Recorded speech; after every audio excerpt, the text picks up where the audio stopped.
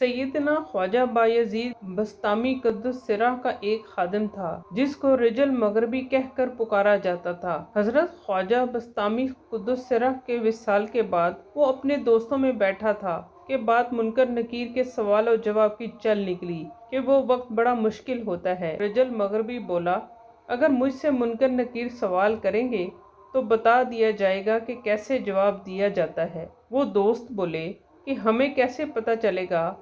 कहा, कब्र पर आ जाना। जब वो रिजल मगरबी फौत हुआ और उसे कब्र में लिटाकर कब्र बंद की तो अल्लाह ताला की कुदरत से उन दोस्तों को सब कुछ सुनाई देने लगा।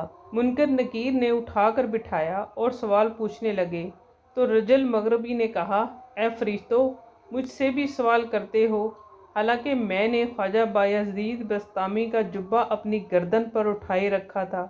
ये सुनकर मुनकर नकीर इसको छोड़कर चले गए।